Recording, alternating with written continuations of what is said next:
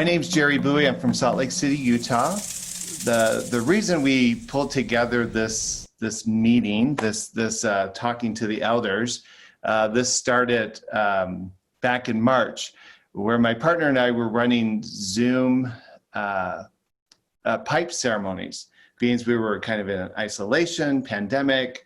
People were having a lot of feelings come up, and so we create an opportunity via Zoom for people to be connected in ceremony, to be connected in talking circles, and to continue to hold the energy that we've created all in our individual communities. And at some point, I have a friend in Peru who is a shaman, a healer, and he offered to come and join us in one of our ceremonies, and it was really a great engagement that we were able to enjoy with him. And we got the idea of all these great elders and teachers we have around us, and why not take this opportunity with the pandemic and the isolation to find ways of communicating with our elders, learning from them, and continuing to grow. And so that's been our method. Once a month, we try to arrange for someone to come and participate.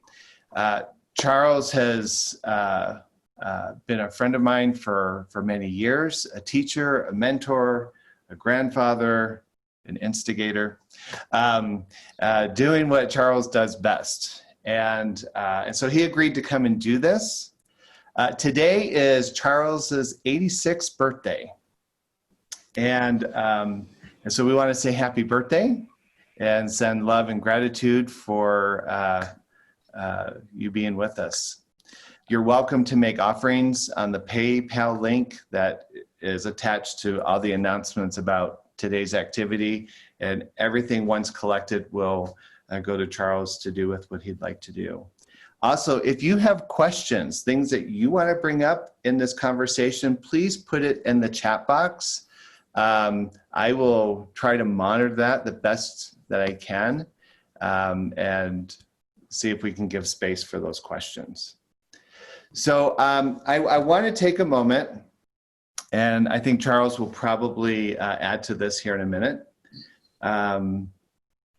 Those of you that have been around Charles have probably heard him say that, you know, each moment that we engage in life has the potential of influencing our outcomes. And so here we are on a Sunday or whatever day it is, wherever you're at in the world, because I know we have people here from everywhere, literally. But if we could just kind of clear our minds for a moment and to contemplate how we anticipate leaving this experience, and what ways will our engagement in this conversation potentially influence us for our future, or even in the now? Like, how do we want to exit this experience? And just take a moment to think about that.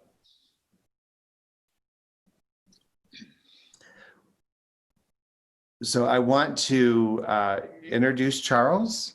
We're all here because we are connected with him as an elder and teacher. And kind of our vision for today was Charles and I will often engage in conversations that are provocative, opportunity for growth. Sometimes I leave the conversations perplexed and then realize how right he is, usually a day later. And so, Charles, I want to bring you into the conversation now. Our thought was to spend some time getting to know your story and your journey, and understanding this question of how your life has been a response to spirit. Well, what is so fortuitous this particular day is simultaneous to this interview set up by Jerry, is that the Gene Houston group is also meeting. And it was Gene, yes, I had a life before them, but it was Gene who had heard about me through a therapist friend of ours in New York City. and invited me to come to her home. And this is what, 45 years ago, maybe. And when she opened the door of her house, she said, "Oh my God, you're an old shaman." Well, I'd never heard that name before, but something within me panicked. And I recognize that's why you'll be all witnesses when I go on. Jean may not be there because of the fire issue in Oregon. She had to leave her home at one point. She's back now in the home. They may not have the access, but it's going to be recorded because I feel this deep, deep commitment in my own heart to acknowledge Jean, who eventually sent me to Joe Campbell, who sent me to meet Pir Vilayat Khan, the then head man of the Sufi order. And it was at a retreat with Pir Vilayat Khan after a week of silence that a woman came running to me within minutes of the conference being ended and said to me, "You are supposed to be in Madison, Wisconsin in 2 weeks. You are going to meet Wallace Black Elk and his wife." And I knew enough by then to, when that command comes, to follow it. So this may be one of the ways to go back. And I may, just in a few moments, I'm listening, but I'm also speeding. There's just so much happening in my life this day, let alone turning 86. But you're all going to be auditory witnesses to my sending a voice. And that has another part, another meaning for me. Jerry and I may get to that around intention setting and what have you later. But this voice has to be expressed throughout the cosmos to thank Jean Houston for witnessing me, seeing me, and urging me to go on. And I was with Jean for a number of years. I taught with Jean. That's how I got to Vancouver, which again, a voice said what it said, go north of the airport. And then the Stogans came into my life. All these different pieces that are part of this one following the voice of Spirit. And I've learned again today about something about myself, that I am here in total service to Spirit. And that something's happened today, which has just confirmed that all that much more. The enormity of gratitude I'm feeling in my heart and my whole being that this got to happen today. And all those of you who've gotten online, you come because we have such a connection from all these years. Joe Campbell, after I had a vision that evening in one of his lectures about community, and Joe sent me on that journey. And that's how the Aho family in Utah was eventually birthed.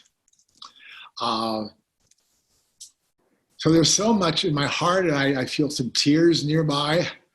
And what's recalling me right now is the day I was listening to intuition in New York City, and a voice said, well, go north instead of going the direction I was going. And there I met Joe's widow walking down the street. And I had not been with Joe at the time of his death, or I didn't know he was dying. And this was several years after Joe's death. And here was Jean Erdman walking down Fifth Avenue. And when she saw me and we hugged, and she said to me, Joe was so proud of what had happened. He knew, and we had checked in, but his knowing went beyond what I knew that he knew. And that confirmation come from Jean Erdman. I walked her home that day to her apartment, or their apartment. And it's another way Spirit has had of confirming to me that what we've undertaken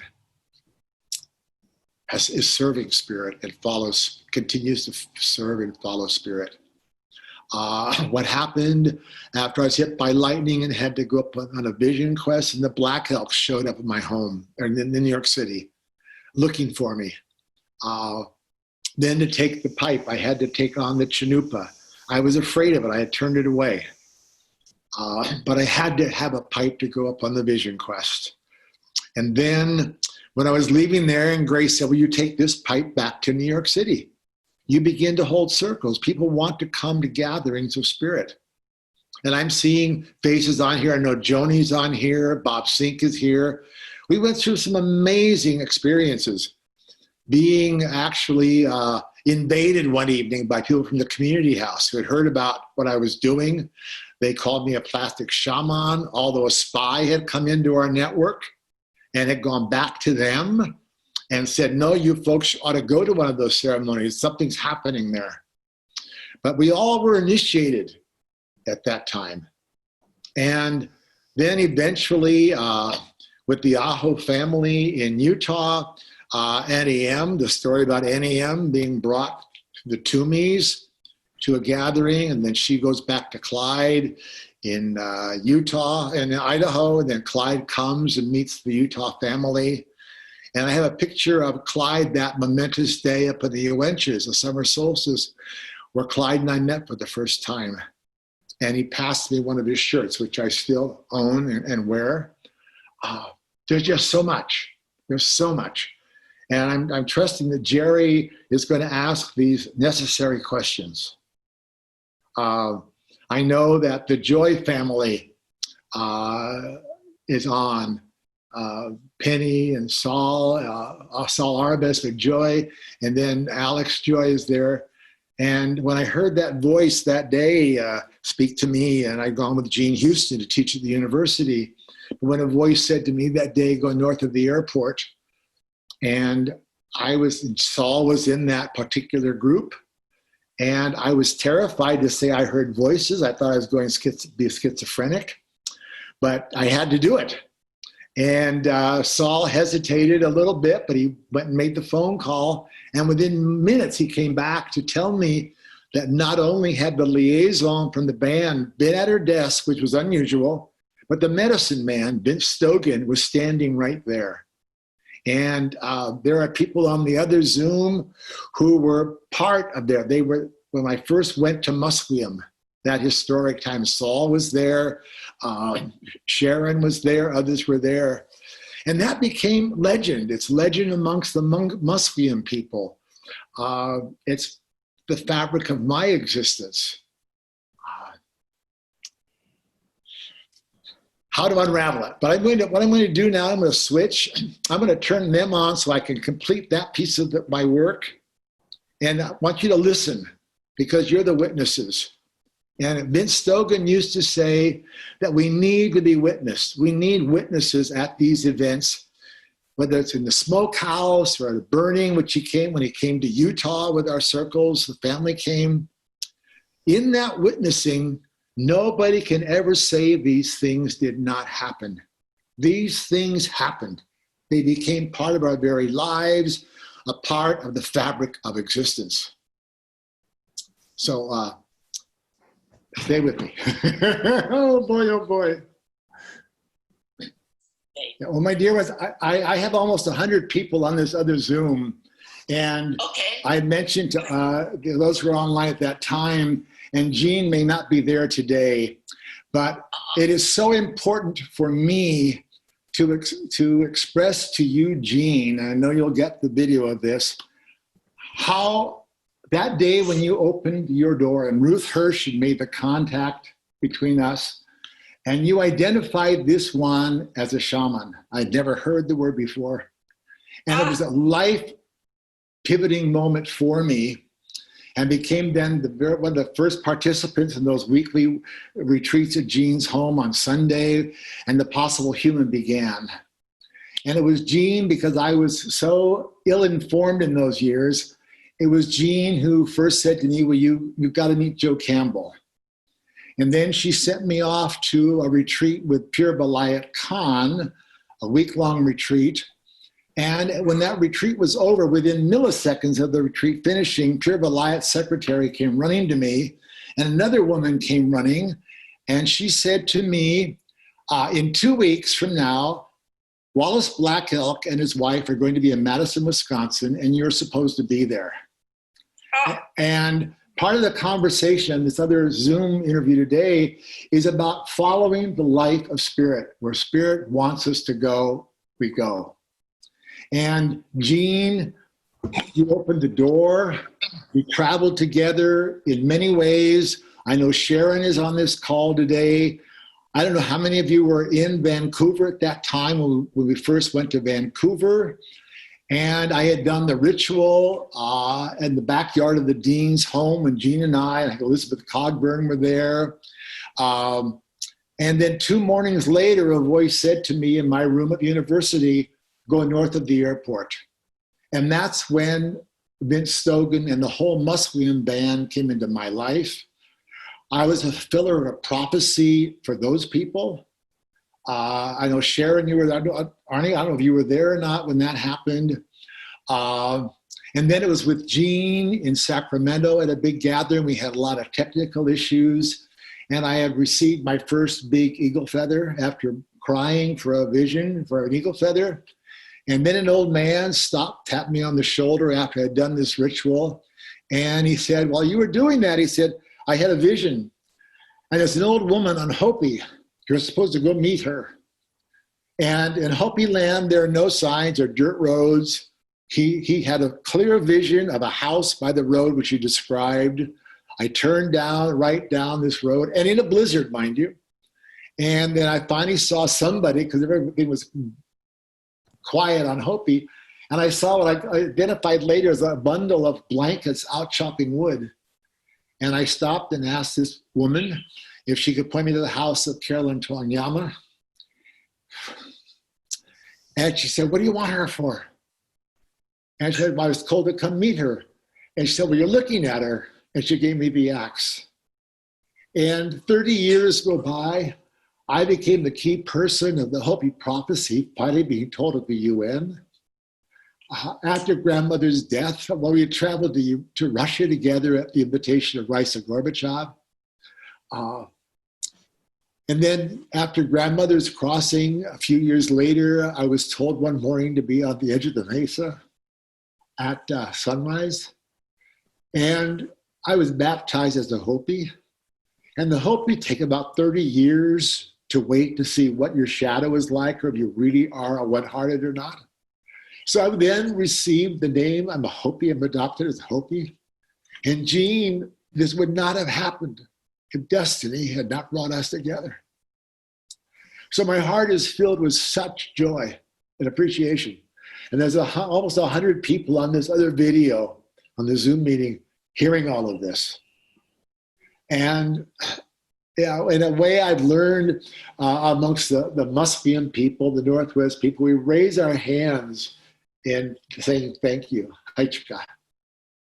Without you, Gene, having been a pivotal door opener for me, I would not be where I am today.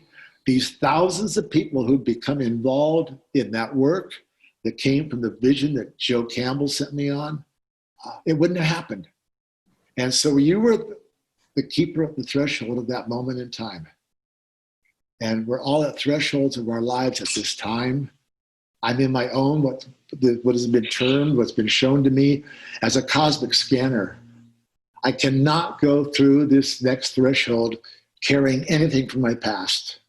I can carry nothing hidden in order to serve next what it is I'm here to do for the world and for all beings on the world.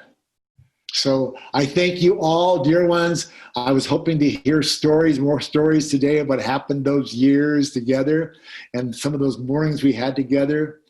And I just thank you so much because you've witnessed this today. And I'm as Angie Arians used to teach, I'm enhanced. My being is enhanced by having you be there to witness me.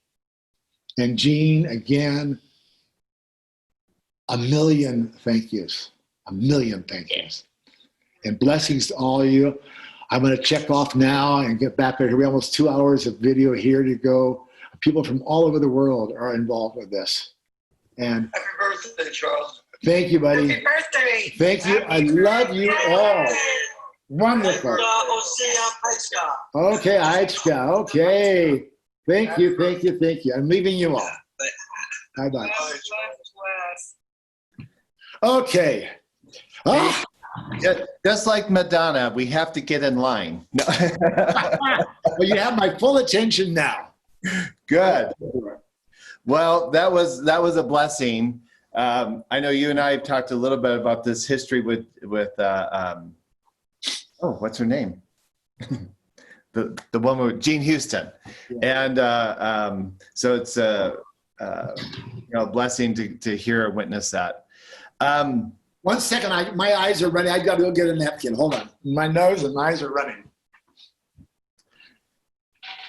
Okay. I love Charles. Love him.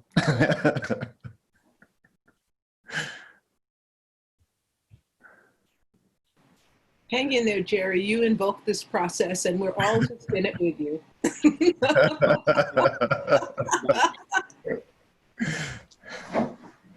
What's with me also right now is the enormity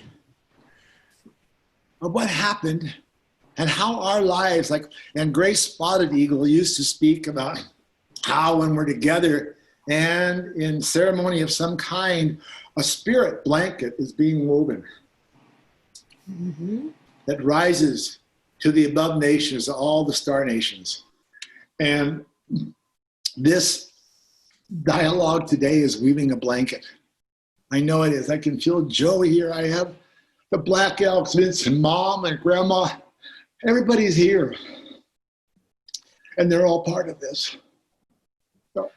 Charles, I'm going to throw you a curveball because I don't think we talked about this, but as you were on that Zoom call with Jean and recounting all these experiences that you've had, and even now as you're talking about these ancestors, these elders, teachers, shamans, and I'll be a little transparent here, hoping that it touches our listeners' hearts. You're this extraordinary man who has had extraordinary opportunities present themselves, and you've stepped into that. And I imagine, I'm sitting here and I'm thinking, I sometimes feel a little inadequate. Like, how would I look at the life of Charles today, and how might I emulate the things about you that have brought out these opportunities and has created, your life is incredibly rich. We have people here from Italy, Portugal, Bermuda, all over the world is here. So teach me, how do I become like you? Be humble. No, Jerry, part of it is, who was that? It's innocence. Showing up in that one way of not knowing, showing up, and the Hopi taught me this, that a lot of folks have a hidden agenda, and which they would ferret out in time. But Jerry, all I know is to put your hand up and say to existence, Spirit, I'm here. I sang in the early hours this morning. I was on a Zoom call to the Pyrenees, and Shanti Mai, she may be on, I don't know if she's with us, but she's a leader of many, many people, and we share the birthday also. And by some destiny, she has one of Wallace Black Elk's pipes. And I sang one of Grandpa's calling songs for her and all of her friends, her devotees. And reminds me of the very night I was a baby, I was an innocent, and remember returning to innocence. I was beginning to do ceremonial work again with Jean, and to follow out of Jean with Jean. And I was in Wisconsin, near Minneapolis, Minnesota. Gene Uyghur, a friend of mine, had invited me to come out to lead a summer solstice event. And about midnight, that first night, we were closing down, and a woman came to me with a pipe.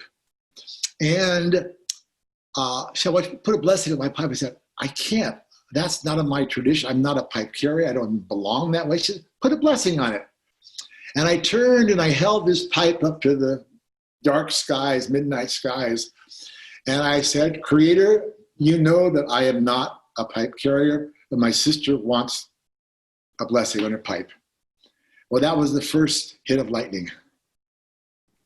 And then 3 days later, we were closing the circle, and 60 people saw this flash of light in the sky, which I recoiled from. And then later that night, an Ojibwe elder showed up at the for Sweat Lodge. He had no knowledge of what had happened. But in the lodge, he grabbed me on the shoulder, this hand grabbed me. He said, you, whoever you are, the spirit of the Great Bear has just come in the lodge, and I've been told to tell you, you're being trained to handle lightning. Well, let alone my catharsis and the terror, because the belief systems I had been taught, and this may be part of the answer, Jerry, is we have to be willing to have our belief systems, our whole foundation of self shredded. That happened for me. I learned that in the Smokehouse way, to take the personality away, to start over. And it was the Black Elks who then somehow I got back to New York, not knowing what to do. 2 days later, within minutes, another Ojibwe chap calls me and he says, well, the Black Elks are looking for you. And then within 2 weeks, I'm in the Rockies on a vision quest. Generally takes a year to prepare for a vision quest, but they knew they had to put me up there because of the color of the lightning. That's extraordinary, the story. But that began, and when also another answer to you, Jerry, is when, and Vince Stogan's a part of this, when we get a vision, Vince called it a glimmering, something may come to us in ceremony or at an odd moment, and we get a vision of something. We have to follow it. And it may mean leaving your home. It may mean leaving your career. It may be leaving whatever you knew, because there's something greater calling you. And as I said to Joe, when he began to hear what was happening, and he said, well, by getting that vision, you were given a destiny. Everyone has a future. And those who somehow volunteer, put their hands up to existence, they're given a destiny path. And he said, either you go to that destiny gracefully, or you'll get dragged by your heels. Because there's something that each one of us, and I've said this many times in Finland, I have friends in Iceland have heard me, Bermuda, I know the folks have heard this many times. Folks are yearning for spirit, as Grace Spotted Eagle said that first night. And there are a lot of folks, when they get around these medicines, these pipes, these ceremonies, something inside of them wants so much to become connected with that life force. And they yearn for it. There's something yearning for them. But to me, one cannot negotiate with spirit. When there's something that you and you alone can do, there has to be a willingness to sacrifice everything.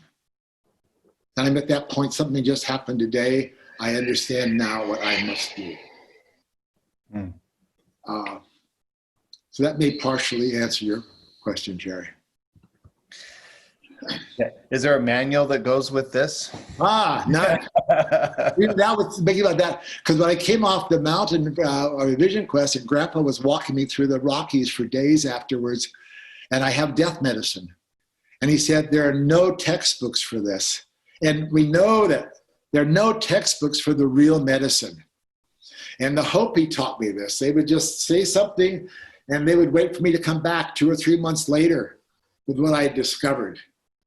And it took me being a part of a number of people's deaths, holding people in my arms from the concentration camps, holding someone in my arms. AIDS I didn't have a label at that time. And within hours of holding this man in my arms and getting the visions I received, he was gone. And that's part of the medicine that's waiting for all of us. Sure, yeah, Jerry. I'm just allowing us to kind of flow. I know we've talked about what we want to talk about, and I'm hearing what you're saying. And you and I have had some really interesting conversations about the elders, the shamans, the healers, and the value of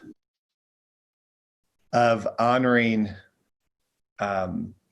those paths, right? Those who carry the traditions. Yes. And sometimes, we've even talked about our concerns about people perhaps not understanding the level of commitment involved with some of these traditional ways. I wonder if you want to speak to that. Oh boy, that's another deep subject.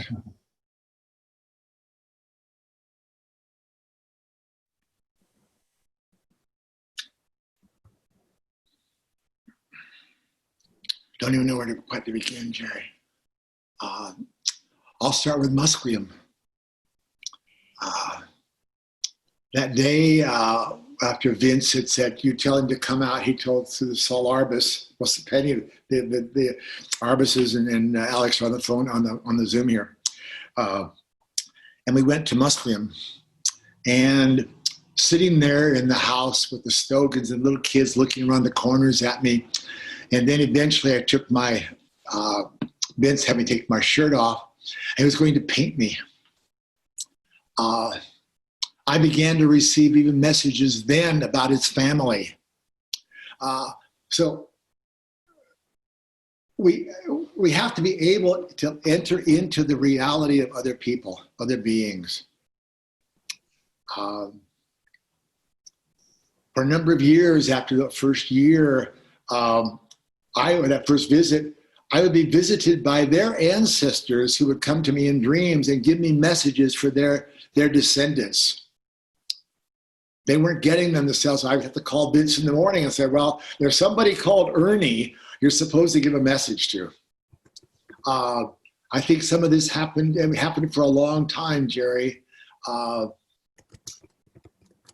think about Grandma and Hopi, all the things that happened down there that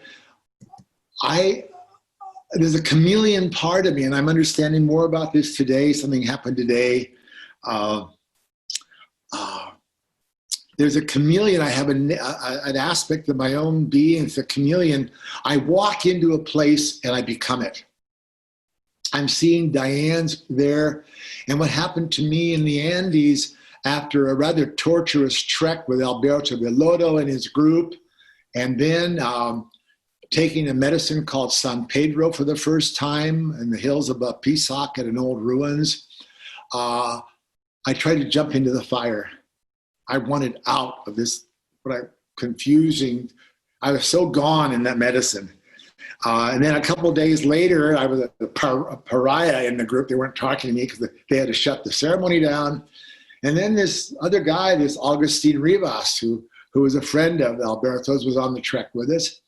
And he came to me and he said, "You have the capacity to suck other people's negativity through you and transform it."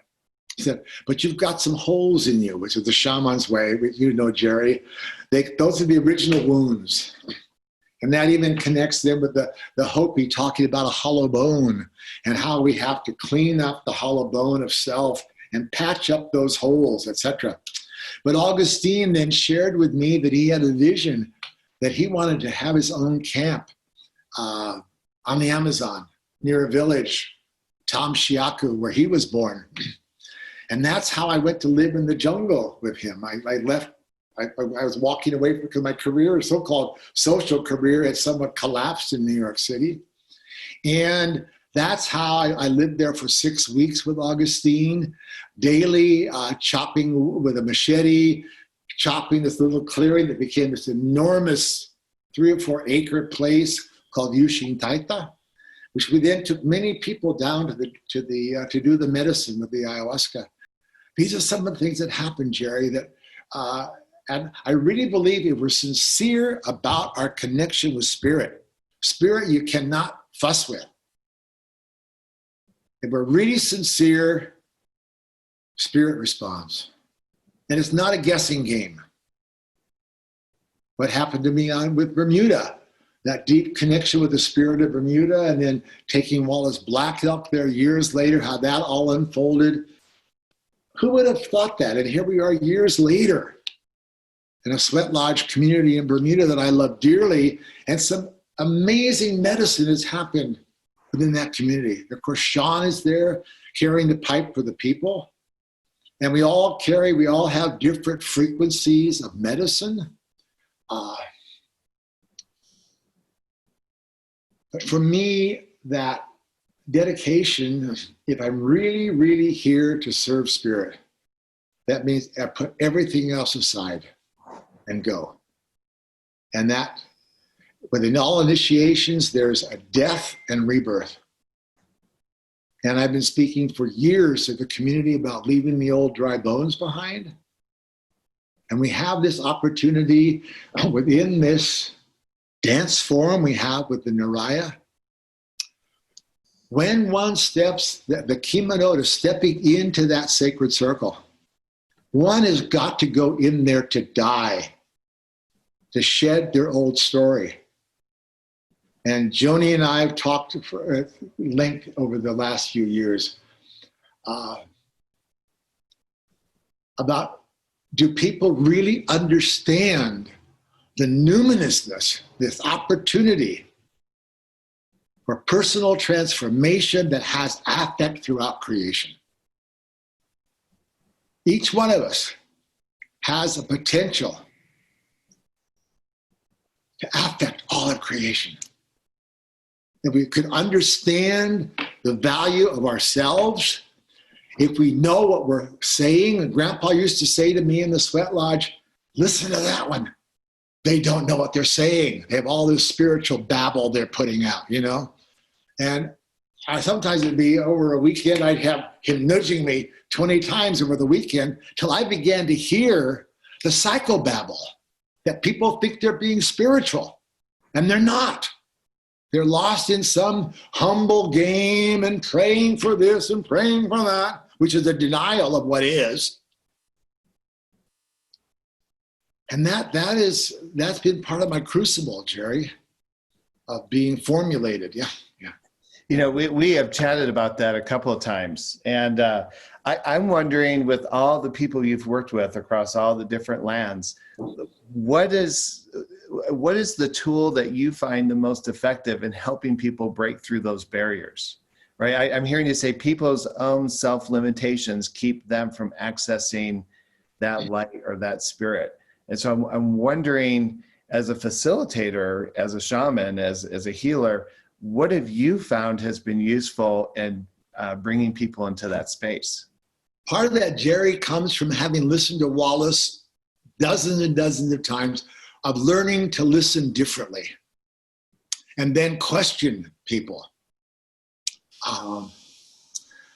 As a man that Bruce knows, and you've talked to Malidoma Some, he said things to me that were frightening at the time because he didn't know I was hit by lightning.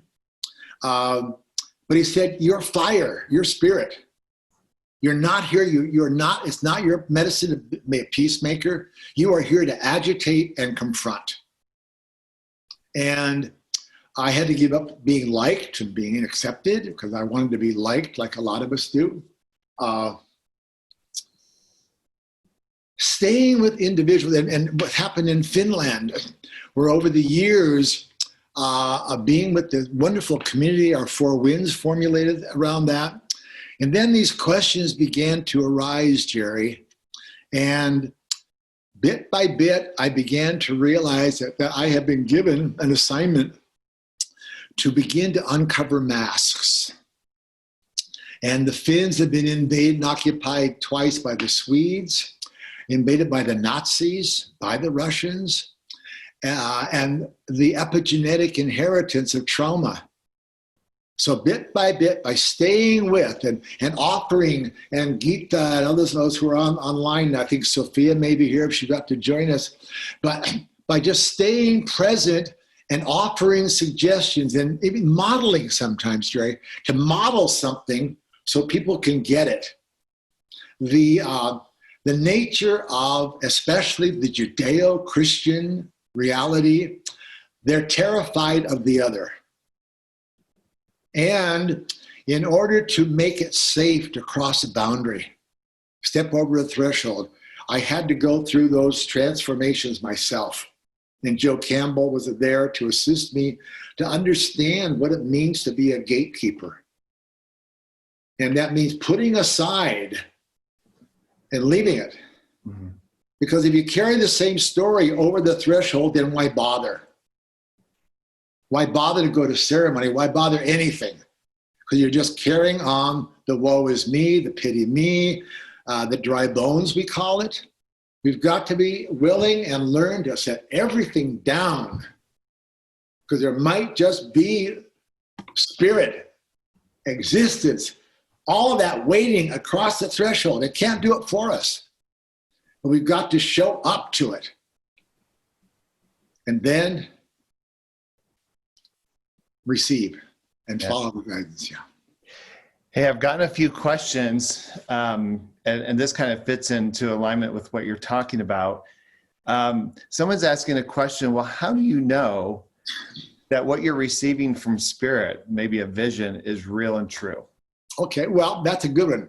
Because again, I was taught, now, I don't know, again, within the Naraya community, there is what I would call a dearth, a lack of those who are really trained to ask questions and hear. Vince Stogan taught me that folks would come with a question or something, and he would challenge them. Why do you want to know about this? And those who had like I call a fake vision, they'd walk away. But the people would come back again and again, and then he'd begin to really question them about this vision and help them ferret it out and follow that glimmering, which is the glimpse of a vision. What also comes was that time after I came off the mountain in the sweat lodge, and here I am, this newbie, this baby, sitting in a lodge with a lot of sun dancers, really seasoned sun dancers, Lakota men and other people. And Grandpa made me go through the vision of what happened up there on the mountain over a dozen times, to tell it over and over and over. And then they could ferret more and more of what it was. So we need to be witnessed in some way. Somebody who really has the tools and the education to ask the crucial questions, to ask the questions that help ferret out what really is a vision. And then someone has recently asked me to come and be for his daughter. And then there's a responsibility to that. Once I sign on with an individual to assist them in cleaning up if this is a vision or not, or how to fine tune it, then I've got to stay present as an elder, that someone they can come back to with their discoveries. That happened with me in the Hopi. I could go back to the elders and say, well, this is what's happened, or that's what's happened. And then they'd ask a few more questions, and I'd go off again like a little kid going to explore. But there's someone to bring home the journey of not only accessing what the real medicine is in a vision or a possible vision, and then to ferret it out more and more and more. And I've had this happen. I had several occasions where, as I was working with individuals, and I'm thinking about this one incident, where a voice actually spoke through the woman I was speaking with. A man's voice spoke to me, because something awoke within her that I could engage with, and I have that ability to engage with the other in that individual. But this voice spoke to me, and that opened doors through her family, went through family legacies and what have you over a number of years, and even voices being spoken to a son in Finland. There's a whole network that's waiting to happen.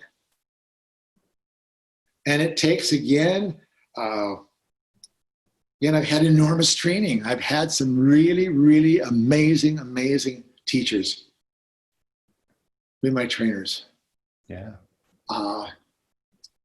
And as some of you know, and I'm looking at Joni and some other folks, those of our teachers are on the other side. But we're the ones who are here, and they're working through us. I like to drop the word work anymore because that doesn't even work. That work doesn't work for me. Another metaphor. Because we're in this mutual process of assisting one another to transform, to become something that we really were all the while. But we were domesticated. If you belong to a Western religion, your souls are trafficked by the religion because they wanted you to belong in their camp. Or, as I am today, realizing that anybody who has ever pledged allegiance to anything has been hypnotized. And I'm doing what I can to help people cut the ties of any kind of allegiance to anything other than spirit.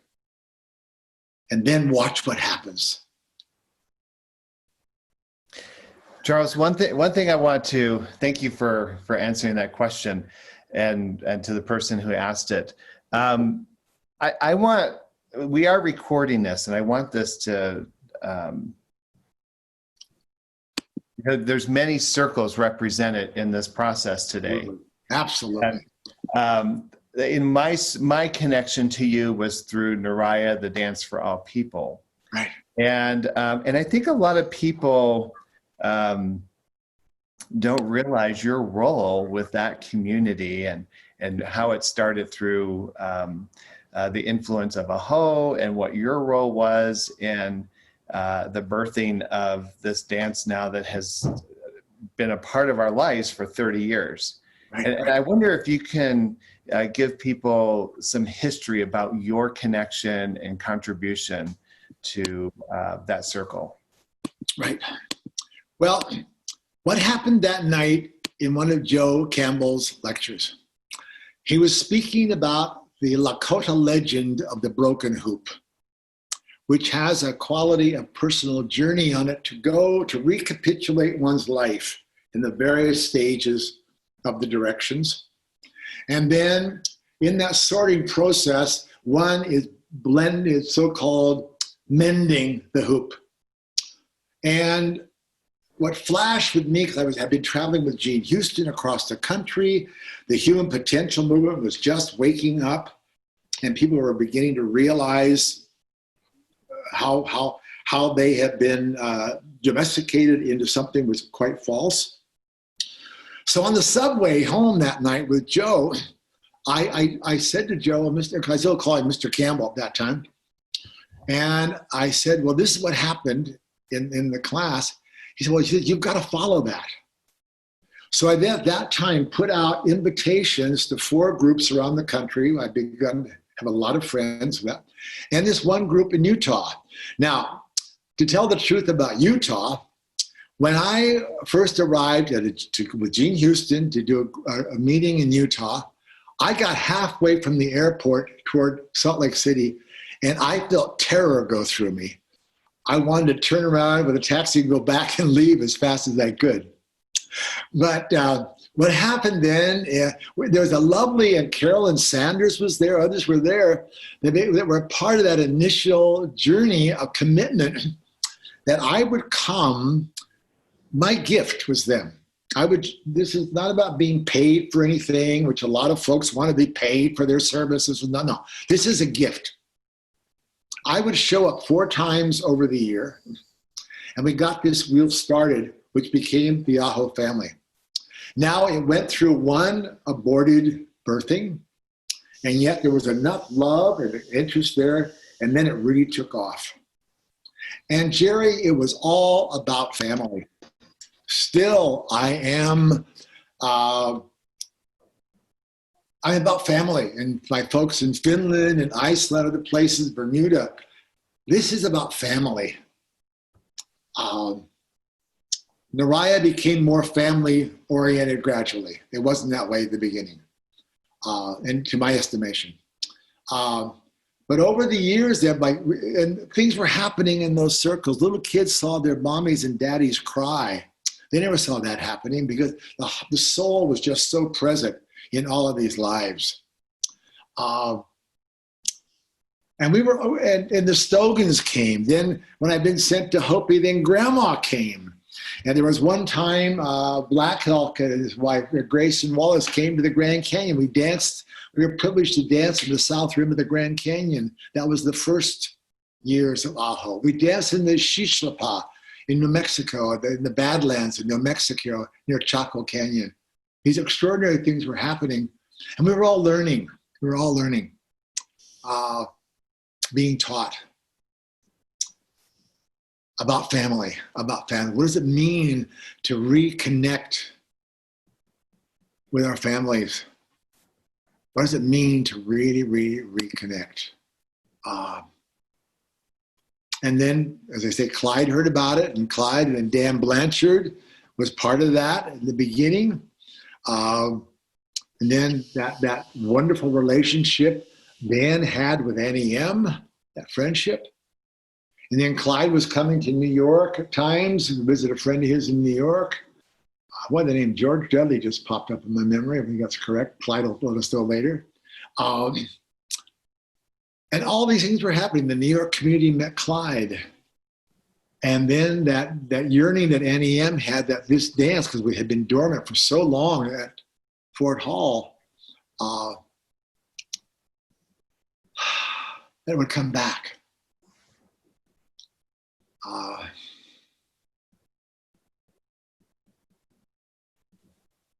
What else do you want to know, Jerry? I've lost your picture here, but what else do you want to know? There you go. I was just wanting to make that connection about how your influence and impact in bringing Naraya into the community. Yeah. Well, in a way, Jerry, the seed of that vision is what took root. And we know that from communities. So in one sense, since Naraya was dormant up there, Naraya got grafted onto the root system of the Aho family, because that's what fed that. So yes, I was the vision receiver. I was the one carrying that vision for spirit. The question of what would happen, that was part of the vision. What would happen if we did this and that? And that is the way, because these visions are a lot of what ifs that happen. These questions, what if, what about? And yeah, I carry that through with my heart, in that I knowing that without that vision, Naraya would not be. Thousands of folks would not have been influenced. It came through me. I was the hollow bone that vision was given. And if it had come in any other way, it would have been a different dance. And it had to come through Big Mouth over here. And one of my Indian names is Sahayasan. I'm Sahayasan 2. Dad was Sahayasan 1. But I had to learn to be a speaker. I had to learn to carry that way. If that makes any sense. So we're getting some interesting questions. Yeah, and, thank God. Very interesting. Our original title for this event is Coming Back to Haunt Us. Good. Be about the interview? Well, remember we titled this, What is the Real Call of Spirit? Oh, by the way, I told you to get rid of that one, though, originally. Well, I did get rid of it, but some folks will not let it go. No. They didn't see the upgrade. They did not pick on the upgrade. But, we were having a conversation, right? Yeah. That people get distracted and they lose that focus. And I think we came up with this idea of the real call of spirit, wanting to have something of a conversation around that topic. Yeah. People are easily distracted by stuff. So how would you respond? What is the real call of spirit? What would be your advice to folks who are really trying to tune into the call of spirit? First of all, I would ask myself, am I really ready for this? Mm-hmm. And there's a whole aspect of readiness. Am I really ready to put this out, Spirit? Knowing that my life will be forever altered in some way. You don't, as I said earlier, there's no negotiation with spirit. So make sure before you really are standing at that threshold, ready to put down whatever you got to put down. Yeah, we're getting a lot of questions now, so I'm gonna start. I love it. So, and this kind of leads to part of the conversation that we were having a minute ago. Is the question is, Charles spoke of a lack of teaching tradition ways in the dance community, and this person's wondering if you can expand on that and offer a way to change that or bring focus back to the traditional ways. Yes. And this is something that there were conversations I know in the New York community that never went anywhere because I think it was too uncomfortable for some people. People are called, and they deserve to know what it is they're being called into. We have the term that was first used, because I learned that in the smokehouse, about being babies. You come in and you're not meant to know a lot. But to have people understand, we do it somewhat where you don't cross the line of this, you don't do this, you don't do that. But there's not been a real in-depth education. We've heard this more and more over the last years. We had our perfect storm in New York that had to happen a couple of years ago because of a lack of real deep education. And there's been, to my estimation, a lot of unnecessary wounding that's happened because people took on roles they were not educated for, nor were they ready for. And just like I would say when I began to follow with Grandpa, go with Grandpa, I had to learn fire keeping. I had to learn that to a certain point, take care of those rocks, be attentive to that. And then I got to move on to the next. And that was part of the teachings of the wheel we explored in Utah years ago with the AHA group. You can't stay locked into one position for a long time. You've got to bring people along and educate them how it is, because an elder educated you and they had to move on. So there's a gradual bringing people in and then picking out who are the folks in that community that have potential. Not everybody has that kind of potential. But I think, to me, out of respect for the Naraya, respect for ceremony, respect for the lodge, respect for any kind of ceremony in the jungle, there's got to be a deliberate checking out about the people. It's not about how many heads we get to count at each dance. No. Who's really there and prepared? Who knows how to hold themselves? Who knows how to be ready and come to that? I watched people for decades in the smokehouse. Some folks being pushed into their wheelchairs. But because they had gone the way of Siawan, they had been initiated properly. When they got taken by spirit that night, the next morning they pushed their own wheelchairs out because they had come into alignment again. And that to me, the glory of ceremony, the potential we have, whether we're medicine ceremonies or the dance or whatever, the lodge ceremonies, the pipe ceremony, there's a potential for enormous personal transformation when people are educated to the depth of it. We can have a pipe ceremony that's like a 10-watt bulb. We have a pipe ceremony that's got a 5,000-watt bulb. And again, I was taught that by an Ojibwe elder. You've got to keep that energy big and vital, or spirit wanders away. Who's holding the energy? Intensifying the energy, bringing the energy in and in and in, and holding it. And it takes education, Jerry. We don't learn everything overnight.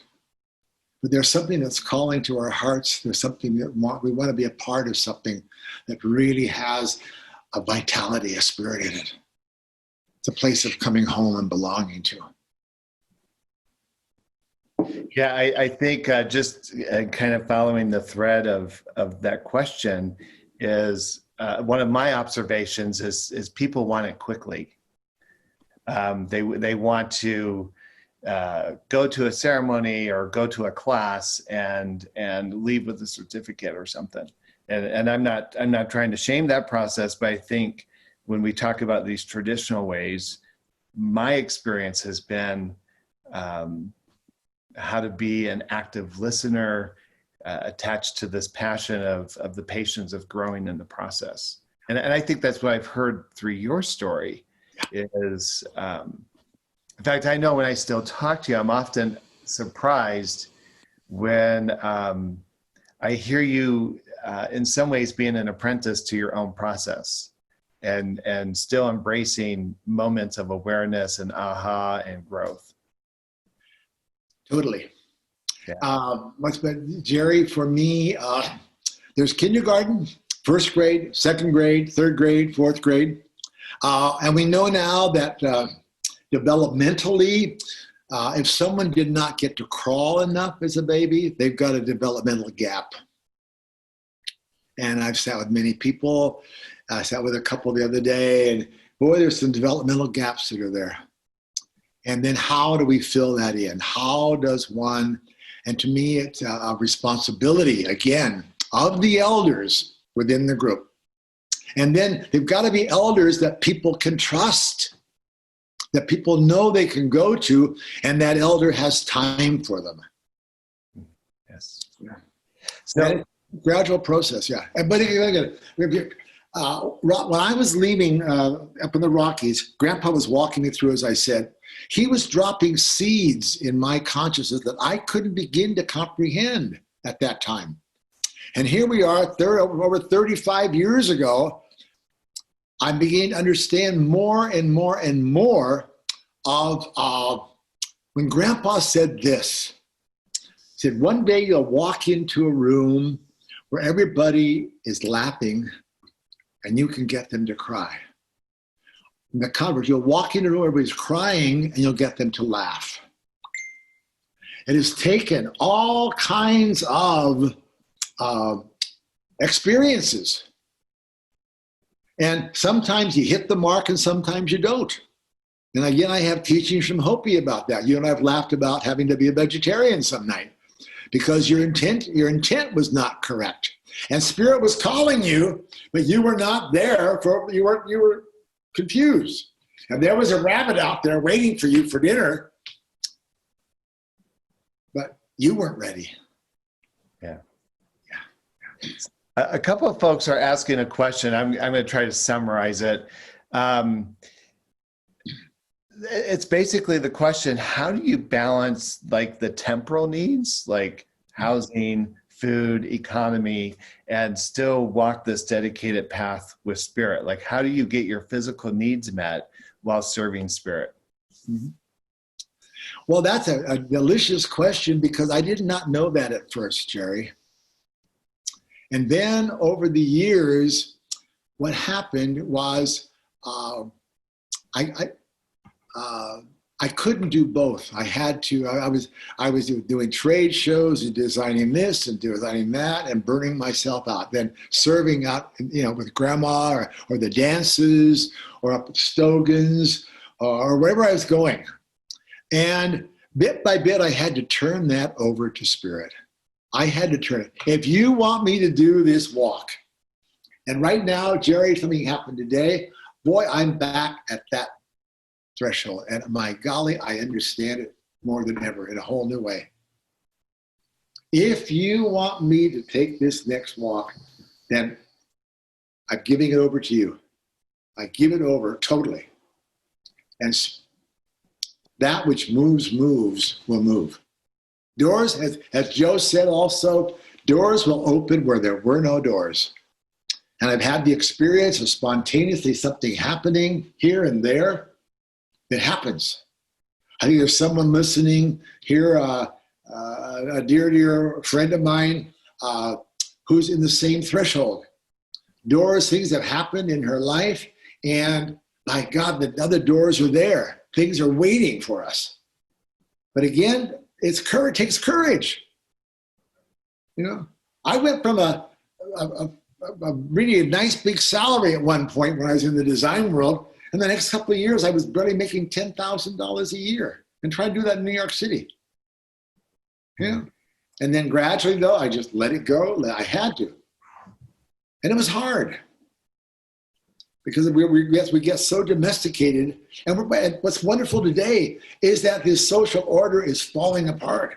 What a more awesome time to be tuned into spirit and say, open the doors for me. If this is so, open the doors. Yeah. So we have about 10 more minutes. Oh my God. And I want to respect these questions. Somebody is asking about how did you come to Washington and how did you meet Janie or Janine and end up doing the death ceremony at Aldermarsh? What led you there? I got to go back now. Well, because I used to go in and out of Washington a lot on my way to Musqueam. And I met some people like Carol Lambis was on the call here, others, and I was asked to do some retreats. And because I carry death medicine, we held a weekend of putting folks in coffins at Aldermarsh. And then that's been part of the shaman's way too, of preparing for death and facing. And right now we've been talking these conversations. I'm at this place now that, wait a minute, I get to say when I die. I'm not going to let myself go downhill and be decapacitated. We know with the Tibetan practice, we know of sort of people leave voluntarily, no drama. And death, how about a triumphant last breath? Practice it, practice it. Go to kindergarten and start practicing, and it just gets better and better and better and better. You're one of the few people I know who get really excited about this thing about death. Yes. Someone's asking a question about clearing alcoholism and addictions. Have you worked with people shamanically around these ways? What have you found is helpful? Well, one of the ways because I did work with that in a number of ways clinically years ago. And one of the ways I work now is honoring whatever it is, but I say, you need a new story. That's a boring story. You say you want to break an addiction, Well, I have a lot of tools, Jerry, in my medicine bundle, grafting tools, replacement tools, linguistic tools, things like that. And I make their addiction a no big thing. And we replace one addiction for another. We're all addicted. So how about addiction to joy? How about addiction to a life of joy? How about an addiction to a life where you're proud to be living it? You know? And that for some people, they grasp it right away. And yes, there's a winnowing time, but I find once the clear message is in, I work with one chap who'd been an addict for 35 years, a medically induced addict in London. He was sent to me because the voice spoke to him. And within 2 months, we cut a 35-year-long addiction to methadone. And the medical world made him that. They couldn't take him off it because it does the brain. But when the Spirit spoke to him, through him that day and said to me, cut this tie. And his body was moving on its own. It was through his spleen. And I cut the tie with ceremony with a knife. And then his body, whenever he took the drug, his body vomited it out. He was on the dole in London. They would give him a monthly dole. His body would no longer take that drug. And that's how I know with engaging with spirit, the depths of another person, the body itself will begin to reject the drugs. Mm. That's one of my answers. We have time for one more question, and I'm looking at this one. And I have a feeling a lot of people will connect with this question. And I think it also ties into a lot of the stuff we've talked about on these other topics. What happens when, people are born in challenging family situations, dysfunctional family situations, And the question is, what is your take on our conscious, energetic, spiritual commitment to the family when the family we are born into is broken and dysfunctional?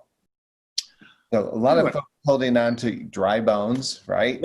Yeah. And can you speak to that? I know you and I have had these conversations, and I think this person who offered it was very courageous to offer that question. And I think it's critical to what is happening. Well, there are a number of ceremonies that I have learned from other cultures, Jerry.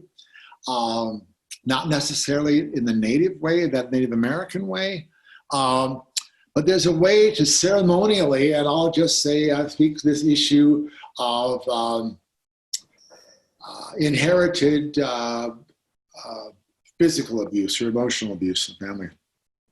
When the individual is creating a new story for themselves, creating, stepping off on a whole new pathway where they've had no experience, to create specific ceremonies to take this story or this situation and create something and then burn it. That's one way to do it. There are many ways. Probably I'd hear other questions back and I could offer other ways. But there are many, many ways to liberate one, because this is the liberation of self and ancestors. I do, in that homotaklias, and what I do for myself has affect throughout creation. And I'm freeing the ancestors, and we just take it one step at a time, forward, forward, forward, and then suddenly other doors will open. The pathway becomes easier and easier. There's a deep commitment, again, to dying. It's transformative work. Gotta die. Well, Charles, I want to thank you. I want to thank everyone who's joined us. We've had, right now we're at 97, but we've had consistently 100 people stay tuned in, riveted to every word you have to offer.